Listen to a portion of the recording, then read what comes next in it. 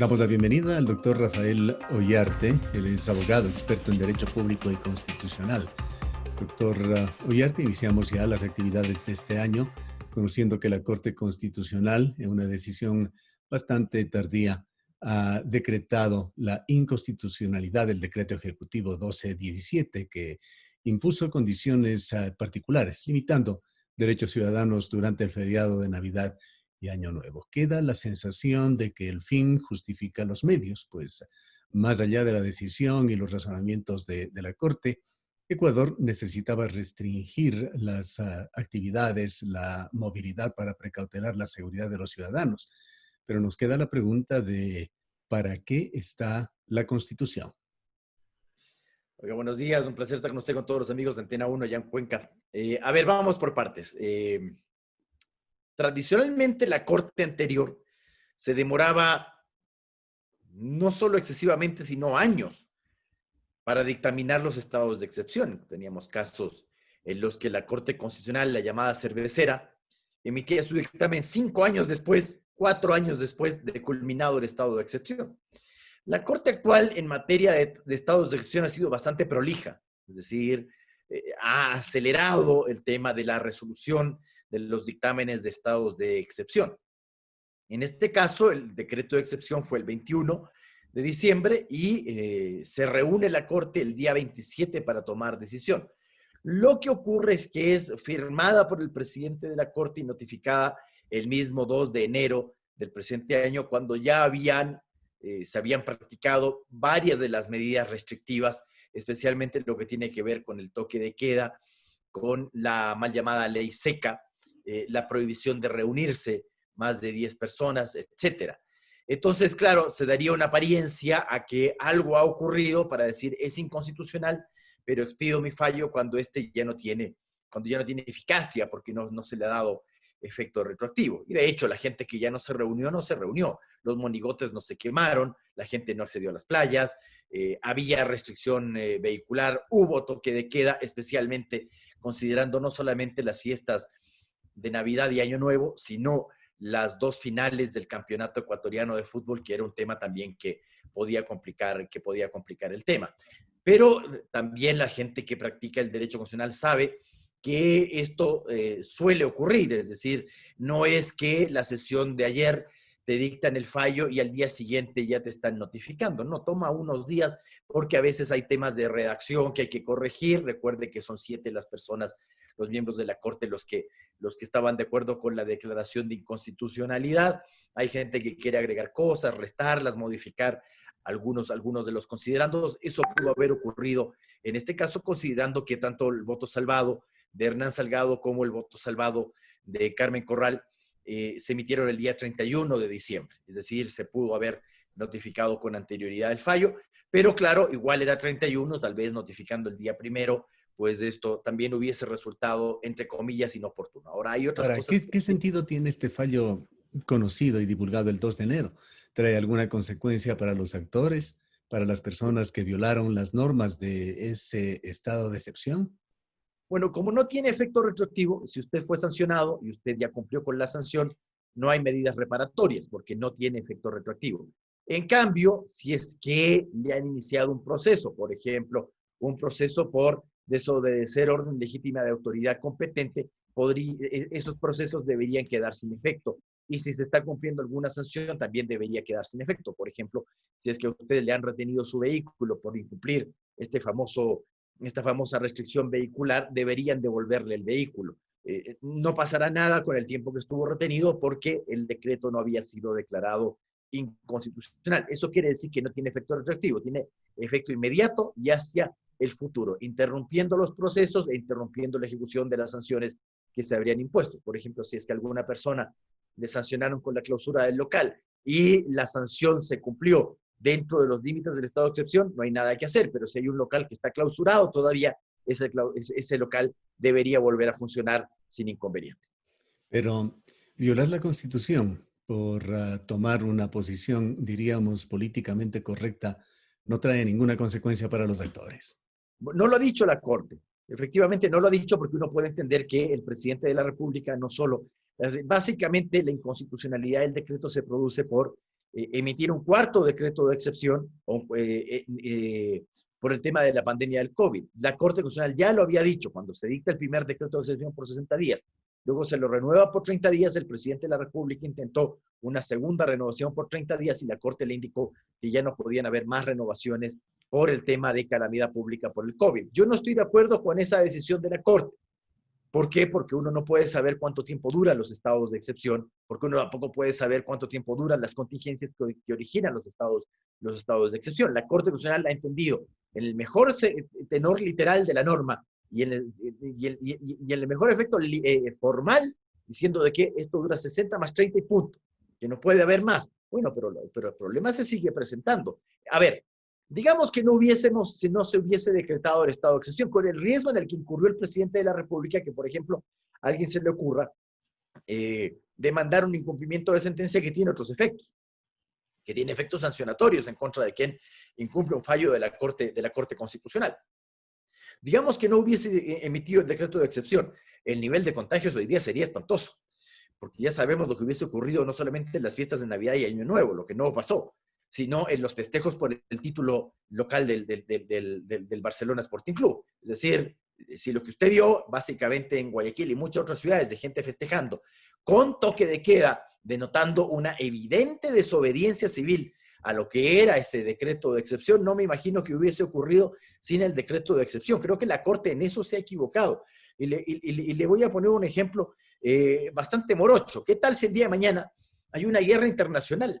¿Cómo es esto de que el estado de excepción solo dura 60 más 30? Es decir, si en 90 días no se arregla la guerra internacional, estamos sin decreto de excepción y ya no puede movilizar a las Fuerzas Armadas, ya no puede disponer del uso de la fuerza pública, no puede movilizar a las personas, no puede cerrar o habilitar puertos, etcétera, etcétera. Es decir, un largo etcétera de lo que usted no podría hacer y no podría enfrentar una contienda internacional en esas condiciones. Es decir, no tendríamos que rendirle y llanamente. Creo que la Corte en eso se equivocó y se equivocó gravemente. El voto salvado del presidente de la Corte, Hernán Salgado, y también el de la magistrada Carmen Corral, son bastante severos en esa materia. Por ejemplo, Hernán Salgado indica, a ver, por esta formalidad que nos hemos inventado, que ojo, es de esta Corte, porque la anterior sí permitía renovaciones sucesivas de cada 30 días de los decretos de excepción. Claro, ciertamente la Corte anterior era impresentable, pero creo que había una línea jurisprudencial que era razonable en esa materia. Y es esta Corte la que dice 60 más 30.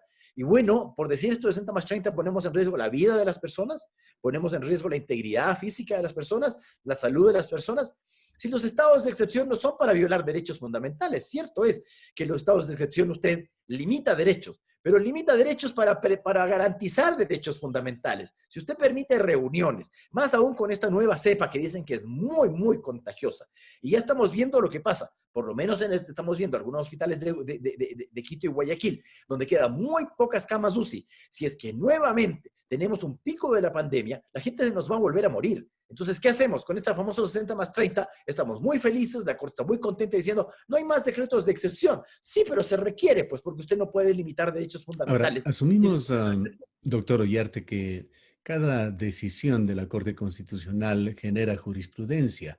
Al respecto de este tema que usted lo está analizando justamente, esto de no admitir una nueva declaratoria de emergencia sobre los mismos hechos ya renovados en dos ocasiones, genera jurisprudencia y esto nos lleva a pensar qué va a suceder a futuro con el tratamiento de la pandemia en Ecuador, que de hecho tiene una duración y un desenlace absolutamente indefinido.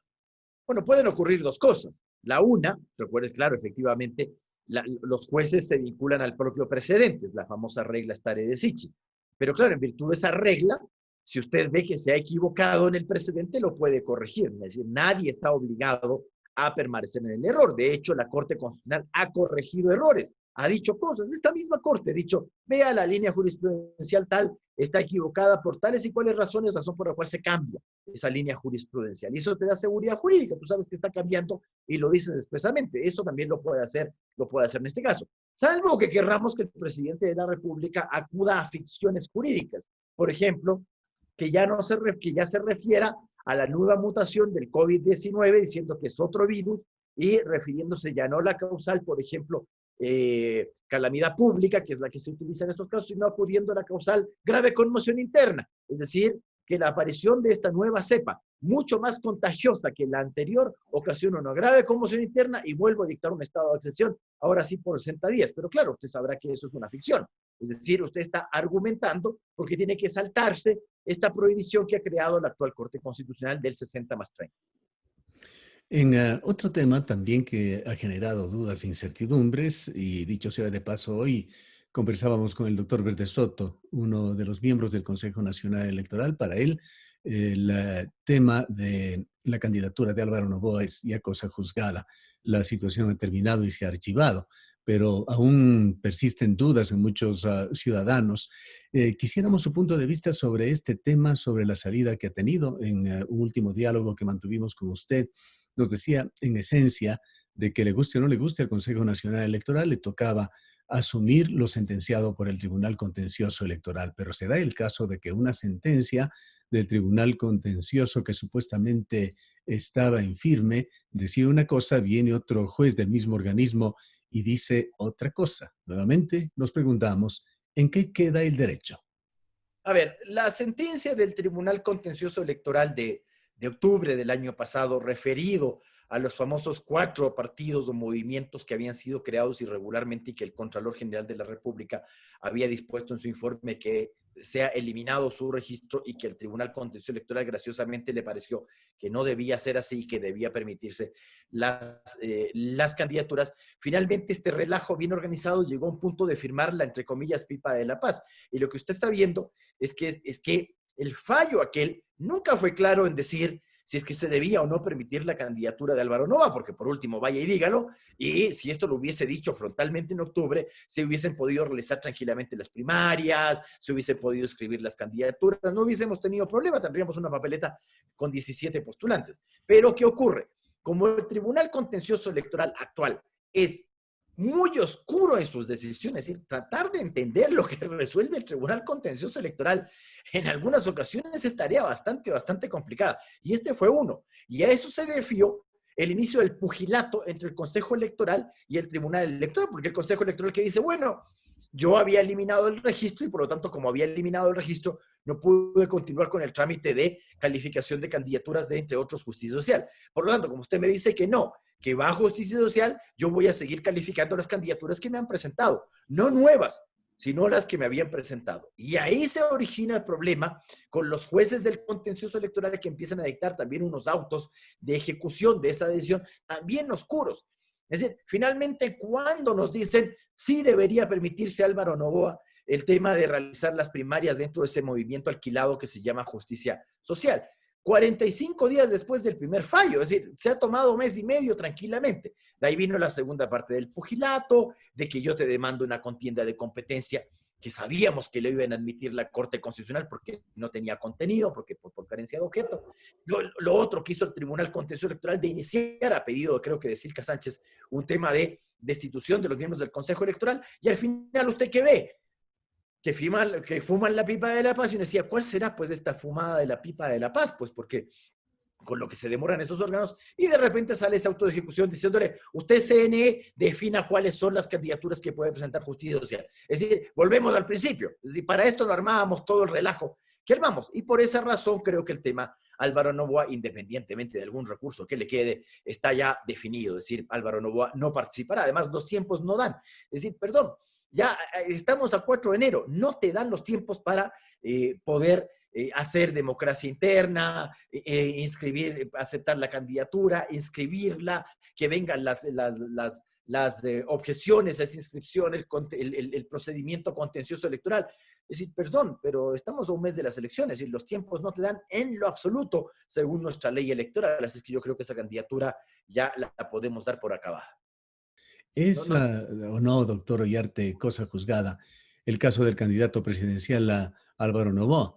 Usted dice, creo que está juzgada, pero también deja por allí una pequeña puerta, una rendija abierta que pueda Sí, sí. presentar algún otro tipo de recurso. Sí, evidentemente, respecto de la decisión del juez Viteri, quedaba el recurso de apelación. No sé si lo habrán cumplimentado o no la gente de justicia social, entiendo que sí, pero claro, con lo que se demora evacuar ese recurso, ya vamos a estar en elecciones, pues. Es E decir, incluso si le ya dijeran que sí, sería imposible. materialmente eso ya no va a poder darse. efectivamente ya no va a poder darse la candidatura de Álvaro Novoa. Ya. Hay otro tema y en esto tenemos que reconocer que la memoria colectiva es frágil. Hay temas que olvidamos, que quedan archivados, pero que pueden tener trascendencia a futuro en el país.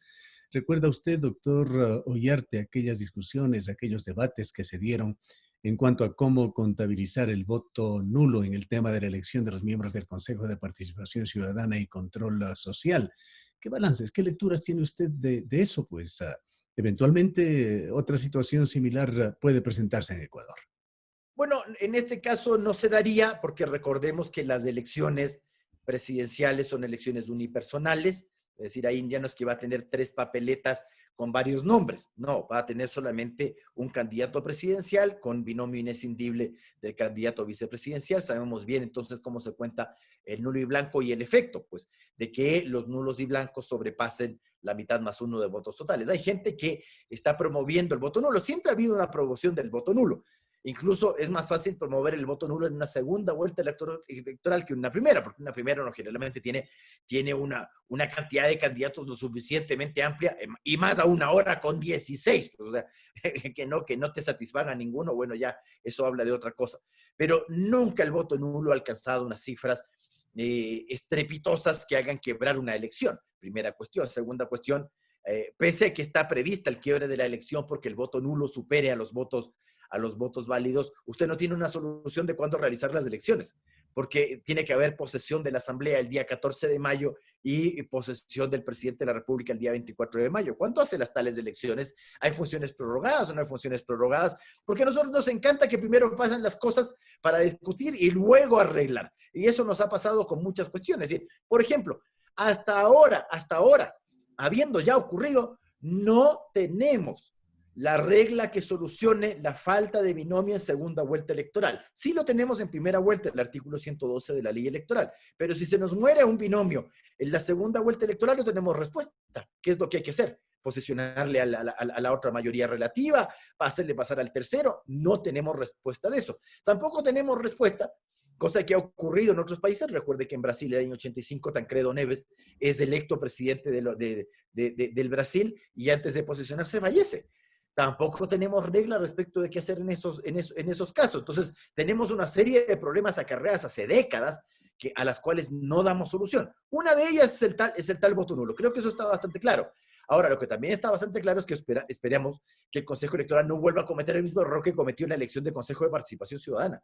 Porque yo sé que hay medios de comunicación y que hay una Cámara de Comercio que está organizando unos debates presidenciales, pero el que debe organizar los debates presidenciales y los debates de asambleístas que ahora se eligen en lista cerrada, debe hacérselos el Consejo Electoral. ¿Y cuándo va a ser? Perdón, estamos un mes de las elecciones. Otra vez no va a ser debates, otra vez va a incumplir. Ya sabemos lo que ocurrió con esa mala elección del Consejo de Participación Ciudadana. Responsabilidad del Consejo Electoral del actual. Salió mal esa elección y vea las consecuencias. Bueno, una cosa son las consecuencias graves que vimos en el Consejo Electoral, en el Consejo de Participación Ciudadana, y otra cosa es que usted haga mal una elección parlamentaria, pues, o que usted haga mal, peor que eso, una elección presidencial. Bastante complejo el tema. Bueno, le comento y comento para nuestros oyentes de que hoy hablamos con el doctor Verde Soto también sobre el tema del debate. Él dice que ese debate, el oficial del CNE, está previsto en cuanto a su cronología en la propia ley y que será una semana antes de las elecciones y que están recién discutiéndolo y que los principales actores que tomarán decisiones sobre esta reglamentación serán los propios partidos políticos. Vamos a ver qué es lo que pasa. No nos ha dicho nada sobre los debates de los asambleístas. Estamos fregados entonces, otra vez, claro, porque me está diciendo que hay un solo debate. Una semana antes de la elección, nunca se han hecho debates organizados por el Consejo Electoral, veamos cómo sale, ojalá. Alguien dirá, salga Pato Gallareta, pero claro, es una cuestión bastante complicada. Es decir, ¿qué va a preguntar? ¿Cómo van a ser los tiempos? ¿Van a haber repreguntas? ¿Cómo va a utilizar las réplicas? ¿Van a haber preguntas entre candidatos? ¿Cómo evitamos la payasada? Es decir, muchas de esas cosas que a veces usted ve en los debates informales. Pero claro, esa es la presidencial. Y las parlamentarias, porque ahí hay que organizar, creo que algunos debates, ¿ya? Y no son solamente 24 debates, porque es cierto que hay provincias que tienen una sola elección parlamentaria, pero en cambio, por ejemplo, en Guayas, en Manabí, acá en Pichincha, hay varias elecciones, que Quito Norte, Quito Sur, Quito Centro, parroquias, el resto de Pichincha. Entonces tiene que organizar un montón de debates. Bueno, ojalá que hagamos bien, pues de lo contrario, seguimos poniendo normas en la Constitución que no se cumplen, como la tal democracia interna, norma que no ha servido de absolutamente nada. Es un punto recurrente, doctor Ollarte. Casi cada vez que conversamos con usted, el hecho de dejar en evidencia la falta de institucionalidad en el país, de que hay mucho que trabajar en esto. Y por esta misma razón quisiera llevarle a usted al escenario norteamericano, en donde se evidencia un país con mejores instituciones, pero no por eso exento de situaciones dignas que la protagonizan en otras ocasiones insignes dictadores en el tercer mundo. Está la actuación del señor Donald Trump, quien ahora, este 2 de enero, ha sido sorprendido con una grabación en la cual instaba a que se encuentren los votos para cambiar el resultado en uno de los estados en Norteamérica, me parece que en Georgia. Creo que vale bien y es oportuno para estos momentos que vive Ecuador y el mundo un comentario suyo sobre lo que está pasando allá. Bueno, lo que pasa es que el sistema electoral público estadounidense es muy distinto al nuestro y al de la generalidad de naciones iberoamericanas. En Estados Unidos usted no tiene una elección presidencial, tiene 50 elecciones presidenciales, es decir, una por cada estado, y por esa razón usted va ganando votos por estado y se los lleva a todos. No es que se lleva un porcentaje que sea proporcional al número de votos que tiene, no es que si yo tengo el 60% de los votos de Georgia, me llevo el 60% de los votos electorales, me llevo el 100% de los votos electorales, aún así gané por un voto, salvo dos estados muy pequeños, Ohio y Idaho, que te reparten proporcionalmente, pero son estados bastante pequeños. Donald Trump puso en duda desde el inicio el tema del sistema electoral público estadounidense y la permisión que se realizaría de algún fraude electoral, incluso. A ver, no sabemos si son noticias falsas o verdaderas, pero de repente que te llegue una noticia indicando que te entran 138,000 votos por correo y los 138,000 votos son para el otro candidato y no hay ninguno para ti. Es decir, son cosas que tú dices, a ver, eso es matemáticamente imposible. O sea, por equivocación, por último, alguien ha de haber votado por Trump. Pero claro, Donald Trump es una persona que tiene también su carácter. Ya veremos la actuación del presidente Biden. Muchos tienen el temor de que Biden vaya a ser una especie de nuevo Jimmy Carter, ¿no? Es decir, un presidente manejado, de poco carácter y que le complicó mucho la vida a los estadounidenses. Recuerde que Jimmy Carter ha sido el presidente que cuando se lanzó a la reelección tuvo los peores resultados electorales. Creo que no alcanzó a 20 votos electorales o 16 votos electorales. Es decir, fue básicamente arrasado por Ronald Reagan, ¿no? Bueno, veamos lo que pasa con los Estados Unidos, porque claro, usted ve que parece que a nosotros los iberoamericanos nos interesa más la elección gringa que a los mismos estadounidenses. En Estados Unidos ganen demócratas o ganen republicanos, las cosas hacia adentro no cambiarán mucho. No digo que no cambian nada, pero no es como Ecuador. En los países subdesarrollados, ciertamente una elección presidencial tiene mayor importancia. ¿Por qué? Porque una cosa es que gane Arauz, otra cosa es que gane Pérez y otra cosa es que gane Lazo. Es decir, o sea, son tres caminos absolutamente distintos. En los Estados Unidos, dentro de los Estados Unidos, que siga Trump o que siga Biden, la cosa no cambiará mucho. Más nos afecta a la política internacional de los Estados Unidos. ¿Cuál es la relación? ¿Cómo se comportan los demócratas frente a Iberoamérica de cómo se comportan los republicanos frente a Iberoamérica, ¿no? Entonces, claro que a nosotros nos interesaba y nos sigue interesando mucho la elección estadounidense. Pero claro, entre payasadas y otros creo que basta con los nuestros, para estar fijándonos en lo que dice Donald Trump, en lo que le ha contestado Biden, la señora Kamala Harris, lo que hace o deja de hacer. Creo que nosotros tenemos bastantes problemas mayores que eso. O sea, la elección es una cosa muy trascendente en Ecuador, ya, y lo sabemos. A ver, que en el Ecuador usted ni siquiera sepa cuál es la moneda nacional dentro de 4 años, ya le hace ver que somos un país altamente inestable, ¿no? Bien, gracias por habernos acompañado nuevamente al doctor Rafael Ollarte. Él es abogado, experto en Derecho Público y Constitucional. Nos vamos a una breve pausa.